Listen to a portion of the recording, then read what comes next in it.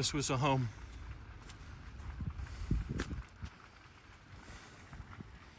There's their car.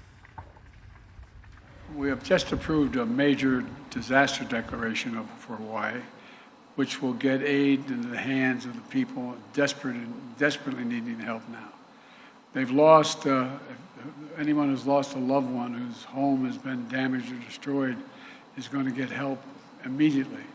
And I've directed that we surge support to these brave firefighters and first responders and emergency personnel working around the clock there, risking their lives. I've ordered all available federal assets on the island, including the U.S. Coast Guard, the Navy 3rd Fleet, and the U.S. Army to assist local emergency response crews along with the Hawaiian National Guard. We're working as quickly as possible to fight these fires and evacuate residents and tourists. In the meantime, our prayers with the people of Hawaii, but not just our prayers.